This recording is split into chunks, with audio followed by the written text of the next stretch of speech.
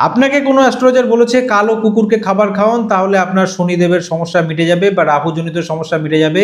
কিন্তু আপনার মাথায় এটা রাখা উচিত, যদি আপনি কালো কুকুরকে ভুল করে যে জিনিসগুলো খাওয়ানো উচিত নয় সেরকম কোনো কিছু খাইয়ে দেন, তাহলে কিন্তু আপনার সর্বনাশ হয়ে যাবে। আপনার বাড়িতে যদি কালো কুকুর থাকে বা আপনি কালো কুকুরকে রাস্তাঘাটে যে কোনো জায়গায় খাবার খাওয়ান, তাহলে কিন্তু এই ভুলগুলো একদম করবেন না। প্রথম হচ্ছে, কালো কুকুর কিন্তু শনিদেবের খুব প্রিয়, এবং কালো কুকুর, কালো রঙের কুকুর হচ্ছে কিন্তু কাল ভৈরব ভগবানের কিন্তু বাহন।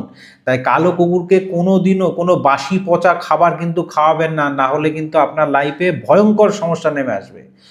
যখনই আপনি কালো কুকুরকে খাওয়াবেন, বিশেষ করে শনিবার দিন, মানে শনিবার দিন সন্ধেবেলা যদি আপনি কালো রঙের কুকুরকে রুটি বা রুটি জাতীয় কোনো খাবার খাওয়ান এবং সেখানে শনি শনি ভগবানের মন্ত্র জপ করেন রুটি খাওয়ানোর আগে, বা কাল ভৈরবের মন্ত্র জপ করে যদি আপনি সেই রুটি আপনি কালো কুকুরকে খাওয়ান, তাহলে শনিদেব প্রসন্ন হন। শনিদেবের যে কোনো সমস্যা আপনার জন্মছক থেকে দূর হতে পারে, রাহুজনিত যে কোনো সমস্যা আপনার জন্মছক থেকে দূর হতে পারে।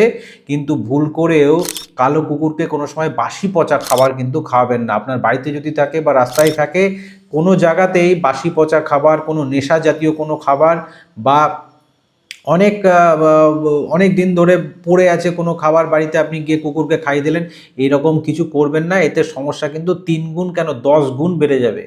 তাই আপনি যদি কালো কুকুরকে খাওয়াবেন, তাহলে সবসময় টাটকা খাবার খাওয়াবেন। শনিবার দিন সন্ধেবেলা রুটি খাওয়ান, শনিদেবের মন্ত্র বলে খাওয়ান। আপনার জীবনের সমস্ত সমস্যা দূর করতে পারে কিন্তু এই কালো কুকুর।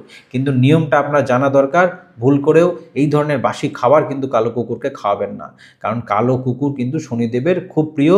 ভগবান শনিদেবের আশীর্বাদ পাবেন এবং ভগবান কাল ভৈরবের কিন্তু আপনি আশীর্বাদ পাবেন, যদি কালো কুকুরের সেবা আপনি করেন।